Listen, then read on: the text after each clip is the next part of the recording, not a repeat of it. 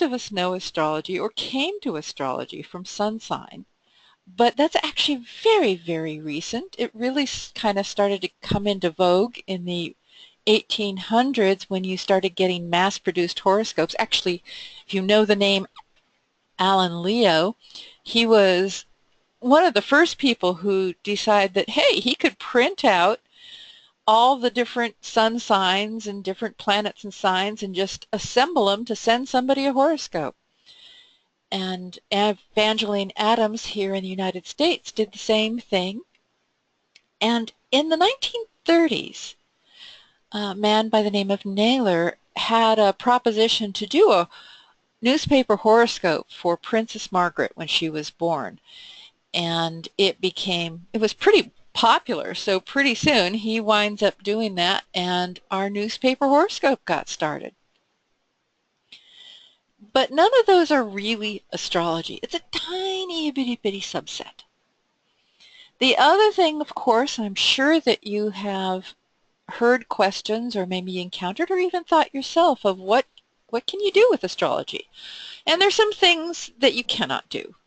Contrary to people who want to believe astrology can be incredibly accurate at all its predictions, it's not.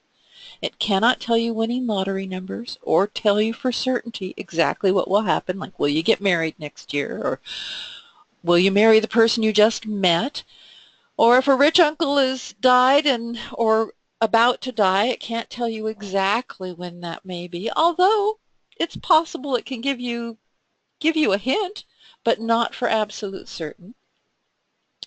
And it cannot really, the chart cannot tell you how skillfully or unskillfully someone uses the placement of the planets for good or for ill.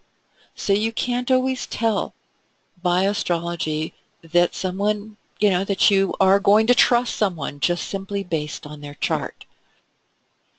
You can get hints, but hints are not absolutes. But there's a lot of things we can do as astrologers. We can certainly say, uh-oh, looks like the coming months are going to be pretty stressful, or the next couple of days are going to be somewhat stressful. And it can give you a hint as to what areas of life are going to be most affected. It can also tell you about health concerns and give you some insight so that you can see, well, there's areas of the chart that are related to health and there's some stressful things going on. Maybe it's time to do a little better taking care of myself, a better diet, exercise, things like that. It can tell you if you and another person may have very different perspectives on how you view the world. So it can make it easier to try get along or can help explain sometimes the difficulties you have in communicating. It is pretty darn good at giving good times for marriage, starting a business, selling a home. It can't tell you that the marriage will stay successful and you'll never divorce. It won't tell you that the business is going to be a complete success, but it is going to tell you when you're going to give the best odds, kind of like a weather report. It can tell you that, yeah, it may not rain in your area, but there's a pretty high percentage of the area that you're living in that's going to get rain. So if you're going to go out, you better take an umbrella or something to cover your head. Now, some of the other things that astrology that's really, really good for is self-understanding. Understanding yourself, how you interact with your world, how you can navigate the ups and downs to fulfill your own potential. It can touch on some of the concerns that we consider the concerns of soul. If you're in a position where life is just feeling like there's no meaning and everything is bleak, it can help give you insight and show you that this is going to pass.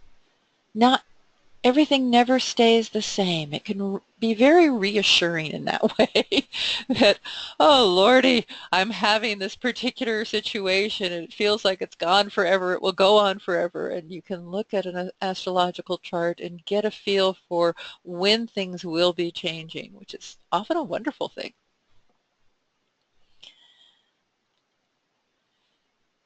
At its essence, astrology is the art of time, which is kind of an interesting way to think about it, because what astrology does is it captures a moment of time, and it has a whole set of very dense, rich symbols that it uses to help explain a moment of time and to gain understanding. So when we think about a chart, when we look at an astrological chart, we're taking a very tiny snapshot of something that is constantly moving and shifting and changing. And we're looking at that piece of time and understanding that it's not just a random, disconnected piece of time. It has meaning. It has meaning for us. It has meaning for how we live. The other part about astrology is that it does not look at time like our digital watches. It's not little teeny bits of discrete, here's a second, there's another second, there's another second. It looks at it as cyclical. In Western tropical astrology, which is three loaded words there, Western meaning the type of astrology we tend to practice in the Western part of the world, Europe and the US. Tropical meaning we use this astrology based from the Earth. Tropical stands for the Earth. So it's when we're looking out to the sky, standing on the surface of the Earth. What are we seeing? How is it working? And of course, astrology is densely packed because, just as we talked, has all kinds of different approaches and ways of thinking about the world within this whole series of symbols. So what are the cycles? What are the types of things we are using to mark these cycles? Well, two biggies, sun and moon. Sun marking the cycles of the day, moon marking the cycles of the night. And of course, the sun also gives us the cycles of the seasons. And an astrological chart captures these. And we base a lot of our view and symbolism from the basic position of the sun in relation to the earth and how that's reflected in the seasons. And of course, there's a lot of astrology that deals with the moon. Its ebb, its flow, its changeability, and we'll see how all that plays out as we go along. And by the way, I want to remind you that anytime you have a question, feel free to type it in or to just unmute your mic and directly ask. So let's go back to what we're thinking about and how we're looking at the world in developing an astrological chart. Well, the marker of the day, the sun, has been used for thousands and thousands of years.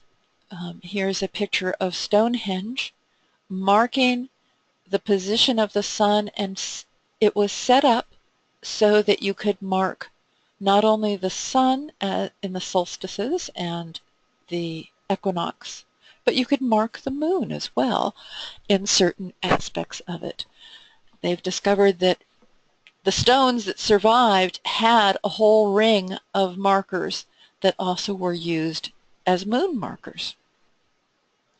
But the sun has been used for timing, as in using a sundial to see the passage of the sun and mark the hours. It's been used for calendars, and it's the giver of light to everything else, to all of us, to the life, to the planets. And of course, the markers of the night are not just the moon, but the stars, the position of the stars.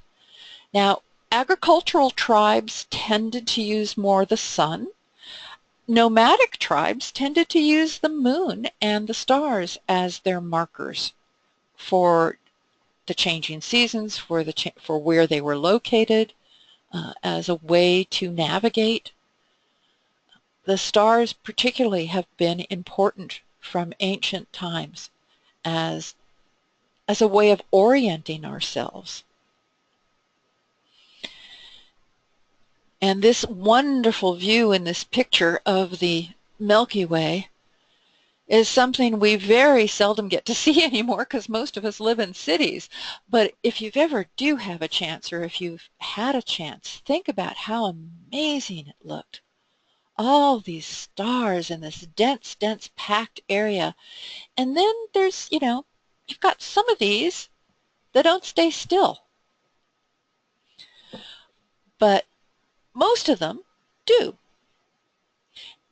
And these images of creating ideas about the sky and assigning them symbols and assigning them meaning has been going on from the time, apparently, man first began to make this idea of symbolism.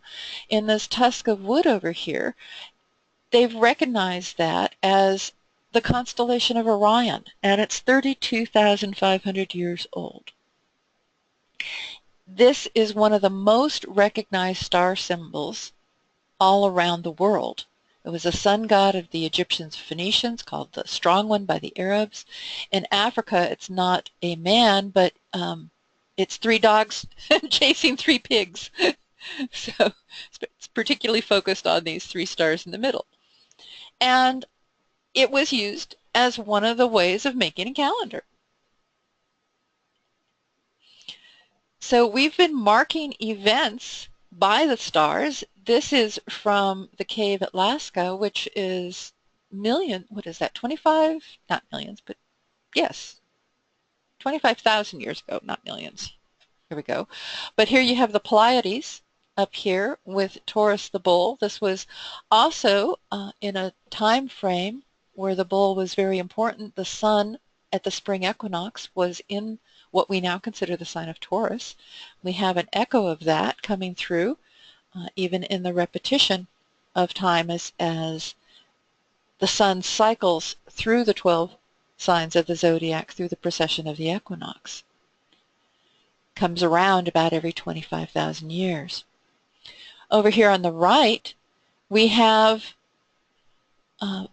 from Mesopotamia, we have the city of Babylon marking itself as the center of the universe with the stars arrayed around it. And Mesopotamia is an area where we actually get our current modern astrology. A lot of the work that was done in determining what might be a meaning for the position of the sky and what that might mean came out of the priests that wrote down on these tablets, these clay tablets, all this writing up here, what they observed in the sky and made predictions about it. So it wasn't quite the astrology we know. It was definitely divinatory. In other words, they would say, Venus is rising and there are three birds that flew by and the sky is clouded on the eastern horizon, so you can barely see that Venus is still there in the morning star, and then they would have a prediction, but it was based on the land itself and the king as representative of the land. So it wasn't any idea of having a personal horoscope, but it was an idea that you had to be in harmony with living in your land, with the sky, with what is going on around you. It was a very spiritual practice. Over time, of course, the sun and moon definitely became your calendars. Neither one of them was perfect. The sun only goes for 360 days, actually, before it repeats itself. So our 365-day year, when you're trying to do, doesn't work quite as well when especially if you're trying to match with the moon, which is every 29 days, is shifting. So this picture here on the right is one of my favorite. Actually, this is Delphi, and this is the position of the sun over the course of a year. And this right in the middle there, that's our spring and autumn equinox, when day and night are basically equal. And the point up here is the winter solstice, or summer solstice, excuse me, and the point that you can't see down here would be the winter solstice. And this is called the Alanema. I always mispronounce it. Where we actually use this symbol these days in mathematics. That's the infinity symbol, that circular. So we even get, there you find all over. You'll find the creeping of these ancient symbols and ancient views into even our modern psychology and science. The other side would be star calendars. Here's a star calendar from Egypt. This is marking the various positions of the stars and breaking them up into the sky, into the 360 degrees of circle of the sky, the zodiac, into 10-degree segments. So this is the goddess Nui, and notice how she's arching like the Milky Way over the sky, and then each of these 10-degree segments had meanings. And the Egyptians have such a long, long culture for thousands of years that these decans had to change because of that precession of the equinox. So when scientists want to say that astrologers don't know about the fact that the sun keeps shifting its position against the backdrop of the stars because of our wobble of our Earth, it's been around for a very, very, very long time. We know exactly what's going on. We've been observing this for thousands and thousands of years. Now, of course, there is an issue with watching the stars. Not all of them stay still. And the wanderers, that word wanderer in Greek is planer, which led to our word for planet. They are actually named the wanderers. And planets were also, especially when you get into Greek philosophy and when astrology is really being formed, planets move. Living things move. Therefore, planets are alive. And of course, we know that they are associated with the Greek gods and associated with many of the gods in the Mesopotamian area. And there is a very spiritual aspect in the early astrology in understanding the spirit of these planets and how it comes to us. One of the early writings you find in Plato and Aristotle of the soul coming through the planets to reside within a person. And as it goes through the sphere of the planets, it picks up qualities. And our astrological chart is a representation of our soul and the qualities it has picked up. And they had techniques to actually determine which might be the strongest planet or planets in the chart. And those would represent your planetary daimon, your planet of inspiration, of the spirit. And that survives even today, particularly in astrological magic, where the idea of this aliveness, that you can actually have a personal relationship with the planets. You can think of them as being living and ensouled and work with them in that fashion. It's not, astrology is not a just kind of dead piece of paper with these symbols sitting on it. It's very much alive and based on this idea of aliveness. There is also some other issues in terms about the planets. They don't behave properly all the time. This image that you're seeing moving is Venus and Mars. Venus is the brighter dot, and it's over the course of a couple months, so it's a time lapse. But as you can see, they're moving forward, and then the two of them, this is a time when they both went retrograde about the same time, and so they look like they go backwards, and then they move forward again. And so there's issues with these planets. They're not always like we think they ought to be. Everything, like the sun always goes the same direction, the moon is always going the same direction across the sky, but then you've got these wanderers that can change direction.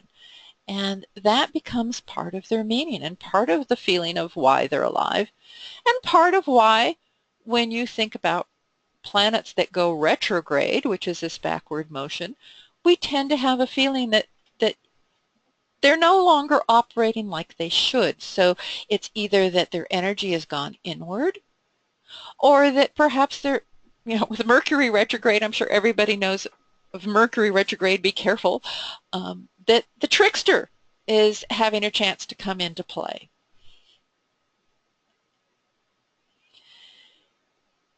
And of course, in the older tradition, the chart, as I mentioned even way back when, is in the Babylonian, and this is still from that time. This is from the Assyrian, which that whole area in Mesopotamia had much the same belief.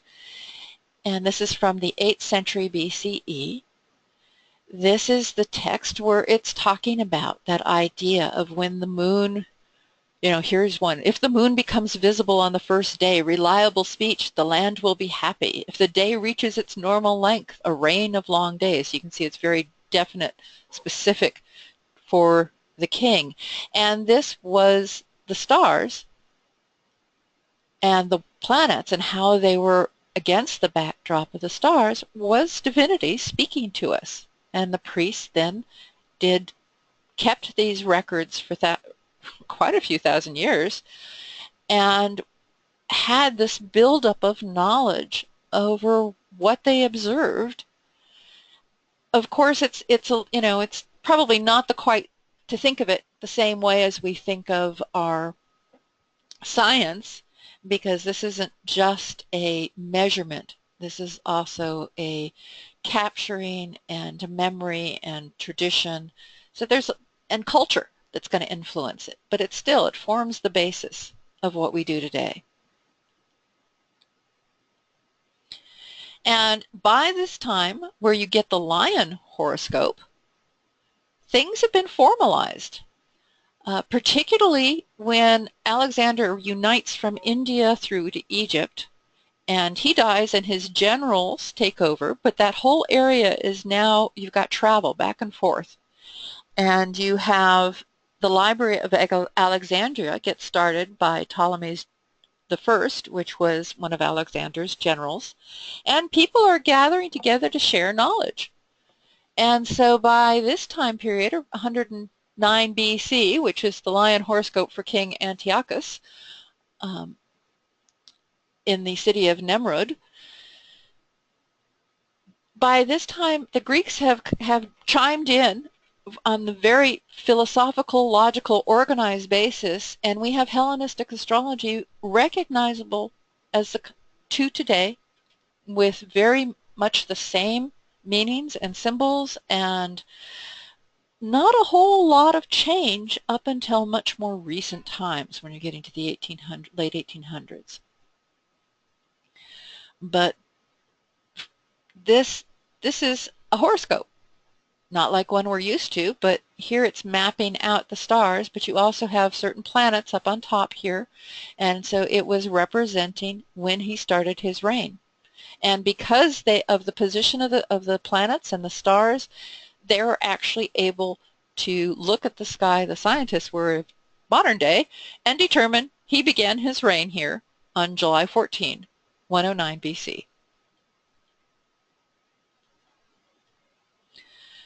So this is the basis for our map, this relationship between the earth and the sky. And of course, if you're going to make a map, which is what a horoscope is, it's a map of the sky at a particular moment in time, you need a coordinate system. And that's where we get to our astrological zodiac. Okay, and that zodiac is actually based on stars that all land in a particular band that's followed by, well, from our perspective here on Earth, it's the band that the sun is in over the course of a year. And so those stars became marking points. Whoops, did not mean to go forward there. And what happens is astrology gets formalized is whatever sign that sun is in at spring equinox. Now it used to be Aries, and then it became Pisces, and now it's about to move into Aquarius. But that's our starting point. The circle is 360 degrees, and when astrology is formalized, it doesn't matter what system, whether tropical, which is earth-based, or sidereal, which is star-based, you still divide everything up in these 30-degree increments, and you base the four main points, the four cardinal points, on when the sun reaches the winter solstice, when it reaches over here, which would be going into the spring equinox, the summer solstice, and the autumn equinox. And you divide that up with 30 degrees all the way around, and you have our zodiac. So we don't actually, we have names of constellations for our signs, but we don't actually match at all to the constellations in the sky. So the astrological zodiac and the constellations, two different critters. Unfortunately, this means every 3 or 4 years, some astronomer or scientist is going to say, oh, there's a 13th constellation, and so astrologers have it all wrong. Or they're going to suddenly discover that astrology is not matched up in Aries as being, the first of Aries is not the point where the sun is in Aries. We don't care. What we're doing is we're following what is the sun doing in these 4 seasons.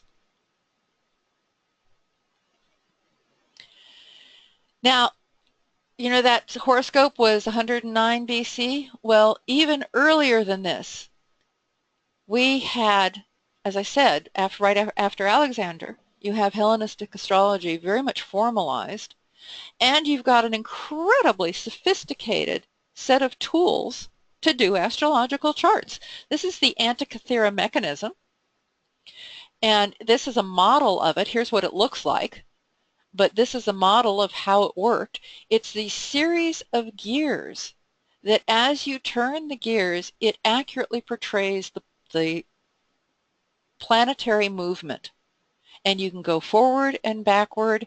I remember when they were first getting this out and realizing what it was doing, they were saying, oh, it's for measuring when the Olympics started.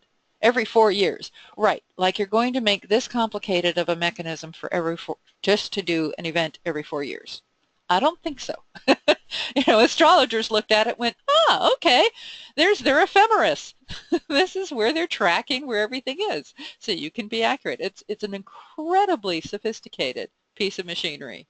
It's kind of like a modern precursor to computers. And they've actually, in the research, have realized that even though we don't have many of these kinds of instruments around, it didn't just vanish.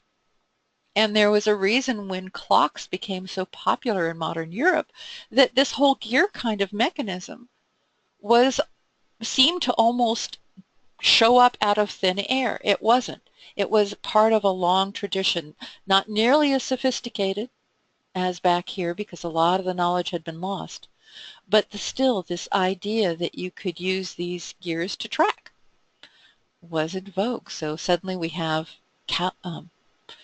clocks all showing up all over Europe, and they've got their faces with the astrological zodiac as well.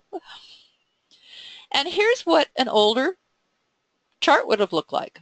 It'd be square, and this particular one is called the Thema Mundi.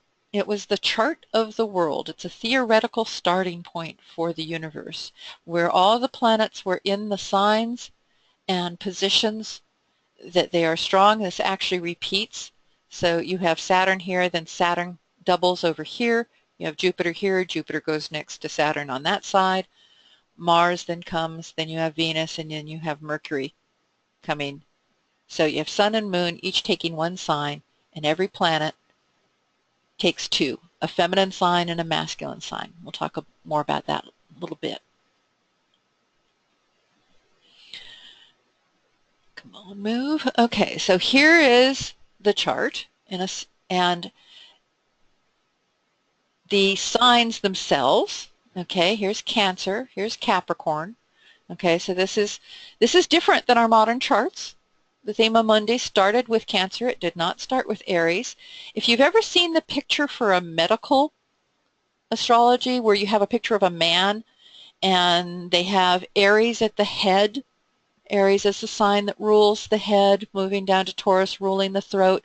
Well, this is actually where that comes from, that Aries is at the top of the head. It's out of the Thema Mundi. It wasn't until as you're moving into the Middle Ages that, well, actually even, it all depends on start of the year, a lot of it. So there was cultures in the Middle East where the start of the year was considered the summer solstice rather than the spring equinox. So today we just take for granted that Aries is the beginning point, but as you can see, it's not always been that case. Even through the Middle Ages, this chart was used in the layout and planning for cathedrals. It was used as a teaching tool. It's a fabulous, actually, teaching tool as well. So we have our seasons, the beginning of summer as Cancer, beginning of spring as Aries, the beginning of fall as Libra, the beginning of winter as Capricorn.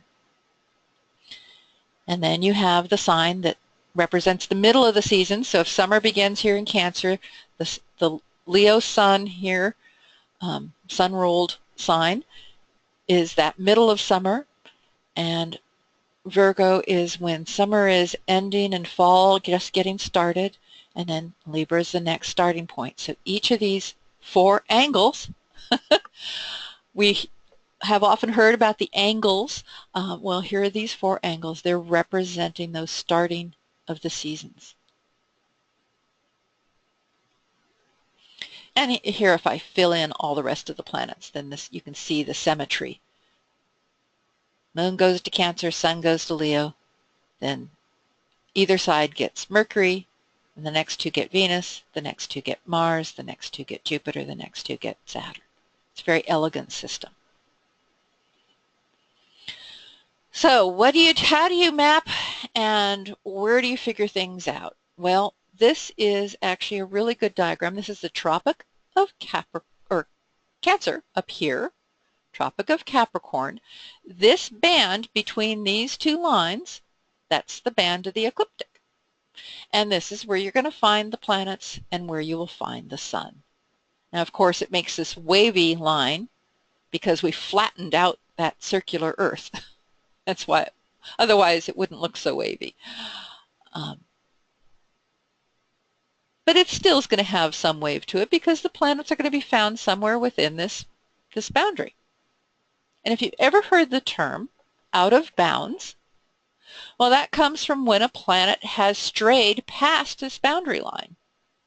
And it actually has a meaning, a little bit like out of bounds.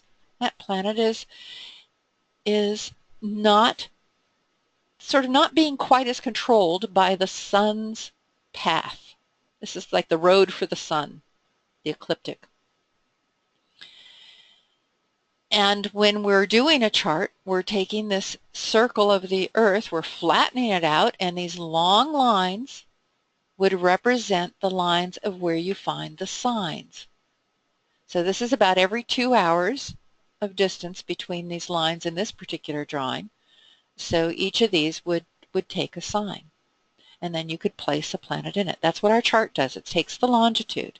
We don't see in our chart this idea of like a planet that might be out of bounds, how far north and south it might be. But that is something that older astrologers paid a lot of attention to, because it would mean that if 2 planets were at the same position, like these 2 are pretty close, Saturn and Jupiter, that they'd be rising in the sky together. Or Neptune here is about the same distance below the equator here as the sun. So they would be at the same declination, and it would have a meaning to be at the same position. A little bit like planets that are hanging out together, like the Sun and Mercury here are hanging out together. Now, our modern charts are circular, and we put things in them, and we start with the spring, with Aries, and we lay out our chart by the compass. Only it's not like a map is laid out. It's the reverse of what a map looks like. And the reason for that is if you stood outside and you live in the northern hemisphere, which is where Greece is, it's in the northern hemisphere, and you look to the sun, you're looking to the south. So you're looking at the sun high in the sky, but it's a southerly direction. So here would be the south, up here. And so the east represents your rising of the sun. So the sun rises in the opposite direction of how the planets move. The planets move in this direction. But when you're talking about during the course of a day, this would be sunrise. And the sun would rise high in the sky until it reaches noon, its highest point, which is what we call the midheaven. And then it would start setting, and then here you get sunset. And then, of course, we can't see it, but it keeps going down until you have midnight. And then it starts rising again. And at the point it rises over the horizon, that easternmost point, that's what we call the ascendant. So that's what's in the eastern horizon at the time of birth. So if you're born at sunrise, your sun is going to be over here. If you were born at like 2 p.m., your sun's going to be over in this part of the chart. Not necessarily in any of these signs I have here. It's just where it's going to be located in the chart. If you're born at night, it's going to be down in the bottom someplace.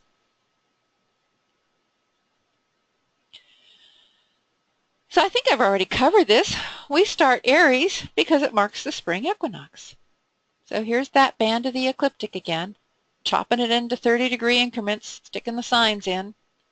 And then we just sit here on the Earth and we're measuring out here where these planets are located, flattening it out, sticking it into a circle, putting it on a piece of paper for us to work with. And as I mentioned, signs do not equal constellations. This is kind of where we are right now. Well, not quite. Our Aries hasn't actually made it into Aquarius. The person who did this thinks we've already started, but most people think that it's another couple hundred years before we start the age of Aquarius. But we're right on this borderline. And when astrology was like the Babylonians were working, the sun at spring was actually, because of this circle motion that the Earth makes, because it wobbles, was in Aries. And then the start of the Christian era, the two fishes, Pisces. And now we're heading for the next phase. And this map gets used for very practical purposes. So we can say, okay, we've got, oh, things happen to you in this time period. Like there's a word called rectification if you don't know your birth time. An astrologer who's really good can ask about events, major events in your life. When did you break your leg? When did you get married? When did you have a kid? When did your parents die? And using events that were very important to your life, they can help adjust the time of birth to figure out when is the most likely time you were born. So there's some very specific practical things that can be used, a chart can be used for. And it can be used for God work, emphasizing the soul and our soul's work. Sidereal, yeah, sidereal is part of the precessions. That's why if you look at a Vedic chart, they use sidereal, the stars astrology, and your sun will not necessarily be in the same sign. It's going to be about 20, I think it's 28 degrees off at this point, or 26 degrees off from where it would be in a Western chart, in a tropical. And there are Western sidereal astrologers too. It's a very different way of approaching the chart, at least in the Indian. Some of the Western sidereal leave us with a question of how can you have exactly the same meanings if you're using two different map systems. We haven't resolved that question yet.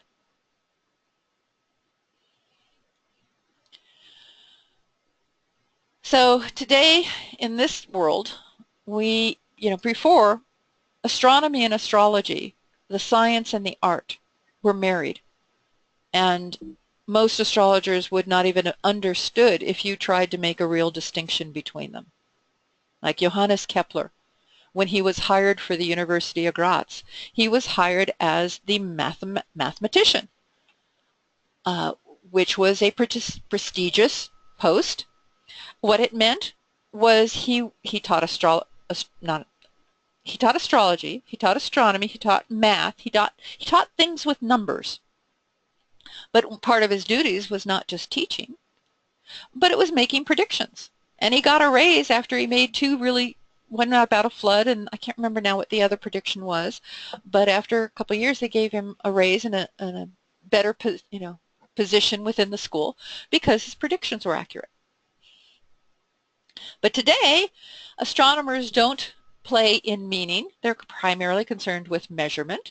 And astrology borrows from the measurement of astronomers, but we're primarily concerned with meaning. So the natal chart is a snapshot of the moment that can describe your character. It can describe potential or indicate potential. It can indicate challenges. It can be used for spiritual understanding, for healing, for identifying the timing of important life events. So it has all these different layers. And as a beginner, when you hit the chart, this can just seem completely overwhelming. So part of what I hope to do now as we're moving into the chart is to give you some keys of how to move forward, to actually find meaning within the chart and use these symbols and make sense out of them. So the chart gives a who and descriptions about the who, and then tells you information of where they're going to be doing most of their work and how they interact with each other. So who, the primary actors, these are the movers and shakers of the chart. Just like in the sky, the planets are the movers. In your chart, the planets are primary. If you really want to understand a chart, really understanding all the various layers of symbol for the planets and kind of just getting an embodied sense of it. I know people who have worn the colors of the planets each day of the week, because each day of the week is represented by one of the 7 visible planets, and, well, 5 visible planets plus sun and moon. And, as part of their learning, they would just take one planet on the day of that planet, like the sun on Sunday, the moon on Moon's Day, Monday, and they would just think about that planet and consider it as a way of learning how to embody it and how it may express. Well, the signs are the clue to how it's going to express. Let's take an example of the moon, our kind of inner nature, our habits, our patterns, the changeable side of who we are, in many cases far more powerful in a chart than the sun, in our day-to-day living.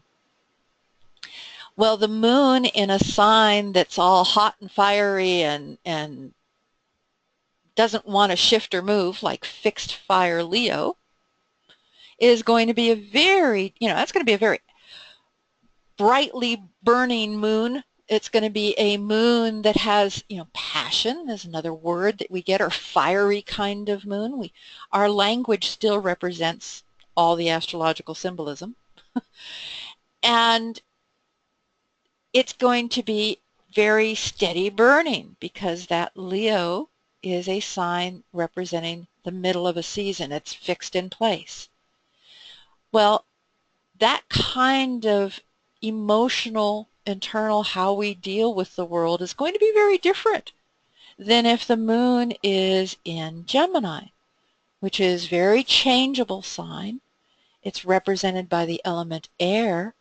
So it's kind of detached, and it's like a windy day where the wind is blowing one direction, the wind blowing another direction. So that's going to be a very different emotional nature. And that's what the signs do for us. They give us descriptions for how the planets will behave. Then the where is when we get to the houses, and it's like, well, actually it's a lot like the interior of a house. Where do we eat breakfast? Where do we go to sleep? We have these different divisions in the house for that, and we tend to have different activities in each of those areas of the house. Well, astrologically works the same way. Then how they interact is how the planets see each other. Do they see each other in an easy way, or do they see each other with a little bit of challenge going on? Are they going to pick a fight with each other, or are they going to hang out together and be friends and help each other? So we get our chart based on a specific date, a specific time, and a specific location on Earth. We need those three things. We need date, we need time, and we need a place. We can do a lot without time, but there's a lot you cannot do if you don't have time. So all three really are the ones that work together. And with that information, we get the snapshot of the sky against the astrological zodiac, the tropical zodiac, the signs, and we plot them in here. We give them degrees and numbers, how they're distributed, and then we start making decisions. So here's Aries. This is a symbol for Uranus. So Uranus in Aries is going to have the description for it. It's going to be a little more fiery because Aries is a fire element sign. It's going to be, Aries is one of the signs that starts a season. It's very action-oriented. So this is a very action-oriented Uranus. It's R stands for retrograde. It's not quite acting in a formally normal fashion, so it might be a little more inward turning. And the other part about the planets is they all have different rates of movement. Uranus hangs out in a sign for 7 years. Everybody you went to school with probably all had the same Uranus position. Same position for Neptune, same position for Pluto, because those planets move very, very slowly. So this is kind of a collective group. They sort of define a cohort in a sense. You know, in demographers, they often talk about, oh, this generation, that generation. Follows quite nicely along with Pluto as it moves from sign to sign. So let's look a little bit more closely at the planets. All right, we've got planets here as the movers and shakers. You can think of them as your actors. And here's actors on a stage. They each have different roles to play. They get a different script. And that script will express how easily it is to use them skillfully, the energies they represent, or to use those energies unskillfully. Mars is a really good example. Within 5 minutes, you can be using Mars to do really good work and drive and tackling something you need to tackle, have somebody interrupt you, and all of a sudden Mars goes into its unskillful phase and you get angry and throw a tantrum at them and start arguing. Same energy, just different uses for it, different ways of being skilled or unskilled. So psychologically, in modern astrology, we generally refer to those planets as also representing different parts of our personality. And how they work together is how well we are able to integrate these different parts of ourselves. So once you have the actors, then the signs give them the script. So that gives you an idea of what kind of role they're playing. So Bruce Willis, as an actor, is recognizable in pretty much every single movie he's in, but he gets different scripts depending on which movie. So it's kind of like being in a different sign. So Live Free or Die Hard, he is definitely the epitome of Mars. He's an action hero. Bruce Willis, in The Sixth Sense, was this more caring and nurturing kind. You could either say he was more of a lunar character, or you could give him even some of the Mercury character as he tries to communicate with this young boy to help him understand.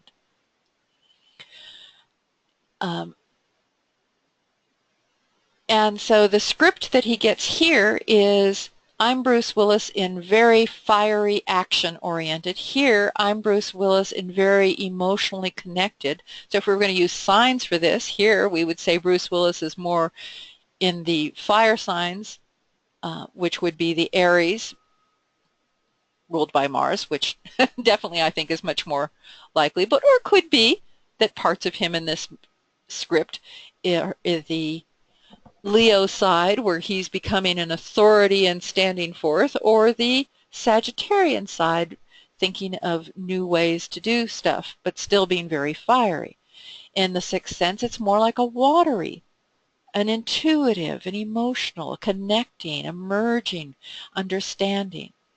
In The Death Becomes Her, it's a little more of an airy kind of script that he's got, in the sense that it's got this kind of detached, there's all these terrible things that are happening. Both of his wife and his current wife wind up dead, and he's in the middle of everything, but it's not playing it for, oh, emotional content, it's playing it for laughs.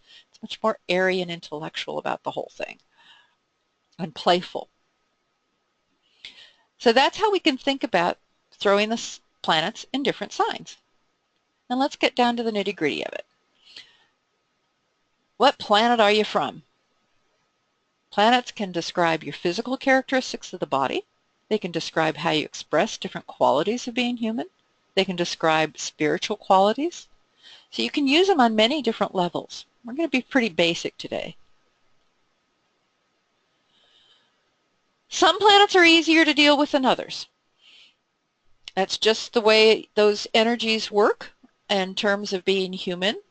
Now, the easier planets are the Moon, our emotional nature; Venus, our desire to connect and find harmony; Jupiter, our optimism, our expansion, sense of expansion and wonderfulness out there. Those are definitely easier ones to work with in general. I mean, you can always go, you can always have on each of these planets, even whether they're easier or more troublesome. You can, like I said, you can do the skillful or less skillful. So more troublesome, Mars and Saturn of the visible planets.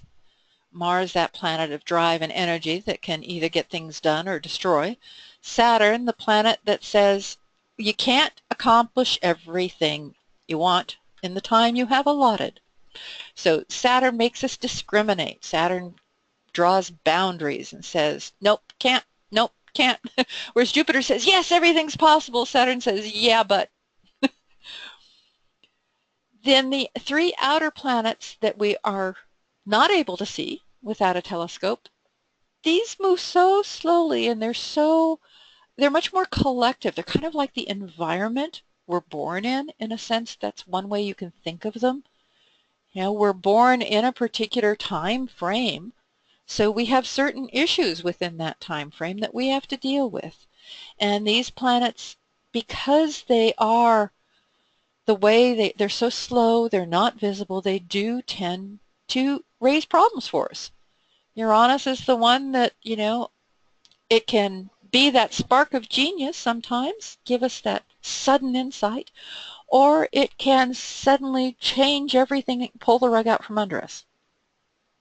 Neptune can either inspire us to a much broader sense of compassion and wonder and enhancement of the world, or it can pull the rug out from under us in another way by making nothing clear, making it all seem fuzzy, and you can't really, and you give up and you wind up in drugs or alcohol.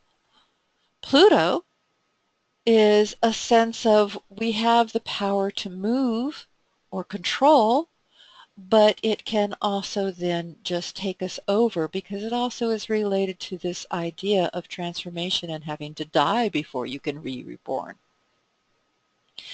Now, much more neutral are the Sun and Mercury. The Sun, which provides the light for every other planet and for ourselves here on Earth,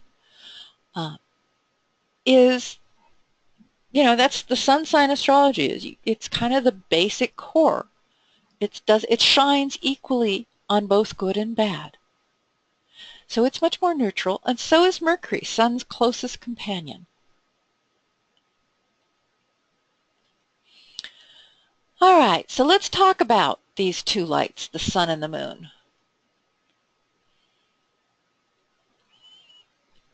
The Sun is often referred to as the target, the symbol. You know, a lot of people refer to this as a target. We're aiming for that center. Whoops. It's where we shine. The sun's an organizing principle. It gives us our vitality. It's also purifying. You know, you may have even heard like any kind of just common magic where bringing it out into the sun will just dispel an evil curse or whatever. It's for illuminating, for witnessing. But it can be a downfall when, you know, pride goeth before a fall, that phrase, or when we get too arrogant, or when we feel like, when we stop even being able to see it, where we lose our ability to see the light or the desire for life. The moon, as I've already mentioned, it's got our instincts, our automatic functions, how we move through a day. Think about the times where you've maybe been moving through a day and you discover that you're at the end of the day and you can hardly even remember what it was you did. You know you were busy, you know you were working, but you were on automatic pilot. Well, that's the moon represented in our chart. It's also often considered our habits, and as part of that, it's also good for dreaming. And moon also has an emotional quality to it, so it can also be very willful or dependent, become dependent or irrational, or stuck in emotional patterns. Now the personal planets, these are the ones that definitely help in a chart when we're defining who we are after the sun and moon, are Mercury, Venus, and Mars. And this is Mercury, Venus, and Mars. So Mercury is our sense of connecting and communication and bartering and the marketplace, and it's also got lying and trickery and deceiving. And think about astronomically, when we look at Mercury from here on Earth, we see it never gets more than 28 degrees away from the sun. So we see it constantly going toward the sun, moving away from the sun toward the other planets, going toward the sun, moving away from the sun towards the other planets. So you can see where it has this underlying meaning of connection, of connecting by communication, connecting through commerce, connecting through trading and bartering back and forth. And it's a trickster. It also goes retrograde, 3 times a year, more than any other planet within a year. It's very fast. It's hard to always figure out where it is because it is so close to the sun. We can't see it in the sky quite a bit of the time because the sun gets too bright for us to see it there. So it also has this whole idea of the trickster in many, many cultures, not just for the origin cultures for astrology. Venus, pretty Venus that has daytime Venus and nighttime Venus, the rising star and the setting star. It's attraction, uniting. It's what we like. When you say, oh, I like that, it's usually coming from your Venus. And you'll see, you know, people with Taurus, they may be going, oh, I like that for physical things that they like to touch and have and hold. And Venus in Gemini, in that air sign, it might be, oh, I like to have long talks and discussions and arguments and debates. But Venus tends to be that likes and dislikes, the pleasure and harmony and passions, but it can also be equally unskilled in lust and jealousy and envy, and obsessions about, I've got to have this thing, and you get so caught on that. Mars is your actions and reactions, your courage, your self-assertion, where you get aggressive to stand up for yourself, the energy to get out of bed in the morning, the impulsiveness that you may have to actually do something, the saying, yes, I'll take that dare. So it has burning and exploding as well, and defense. But that can equally, this is why it's not a easy planet, because that kind of energy can also go into violence and cruelty and rage and destruction. Then we're getting out past the asteroid belt to Jupiter and Saturn. These are slower moving planets where Mars takes 2.5, let's see, Mars is around the zodiac in about 2.5 years. Saturn takes 2.5 years per one sign, and Jupiter's a whole year per sign.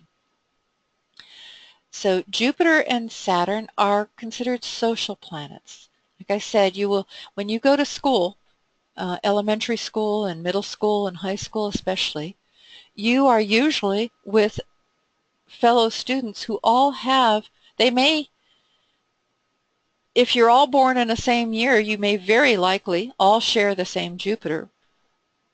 More than likely are all sharing the same Saturn, and then your entire, like if it's a 3-year school, your entire school would be sharing the same Uranus and Neptune and Pluto and those planets.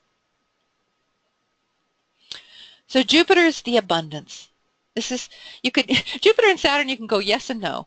It's the easiest way to think about them. Jupiter brings benevolence and abundance and good fortune. It's good for showing gratitude and growth and spiritual exploration. Unskilled, it can be pretty self-indulgent, give a sense of entitlement or pompousness. It has an association with spiritual, and when it goes unskilled in that spirituality, it can be that spiritual leader that leads everybody astray because they're so full of who they are that they've forgotten the spiritual side. Saturn brings it down to earth. Can you actually do it? It's very pragmatic.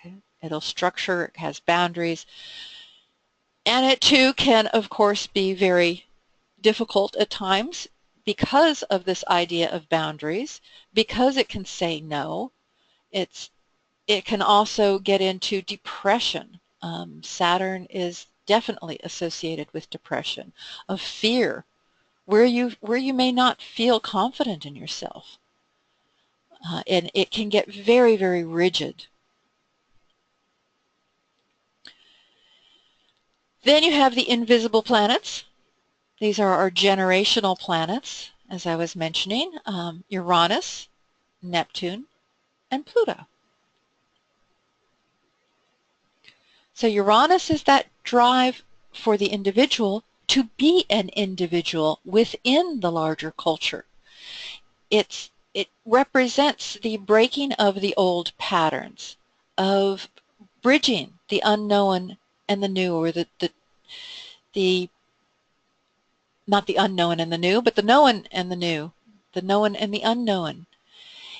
It can be very dysfunctional if it's not used well, because it can just be like the rebel without a cause. It can be erratic or just plain destructive. Uranus can sometimes be seen, like if you have ever had the experience of falling in love at first sight. Often you'll find there was a transit of Uranus that was very important in your chart right at that time. But when that transit passed, you could often find yourself going, what on earth was I thinking of? So Uranus has this definite uncertainty part to it, which is part of what makes it difficult. We don't always want things to be broken. Neptune dissolves boundaries, melts things down. So it has this idea of both visions and dreams and illusions and delusions and deception and lies and a lack of focus or clarity. Neptune, when it contacts a personal planet, can often make it very difficult to really clarify what's going on in that area of your life. If Neptune's connected, like for example with Mercury, sometimes depending on the signs, of course, and the rest of the chart or one's own self, it can be difficult to know what's true, what's not true. Or when you speak, you can spin wonderful stories, but sometimes you can get lost in that, and it becomes like the traveling or the con artist. Where instead of spinning a story for good, it can be spinning a story that doesn't really have a lot of connection to the truth, because Neptune can dissolve that kind of boundary. With Pluto, this is your death and rebirth, power, control. It can be it often can indicate an obsession as well that's very difficult to get at because it's deep and hidden. But in its good side, it also can give you the survival mechanisms that you need to survive, can hide gems of wonderfulness. It doesn't, sometimes people when they're talking about, oh, Pluto is transiting and it's now connecting to one of my personal planets, it can be very difficult, or it can unearth hidden gems. It could become obsessive and destructive with this sense of power that you can't let go of, or it can give you a new understanding of what true self-understanding, the power that can give. In some kinds of modern astrology, the evolutionary branch, it can also be a soul indicator.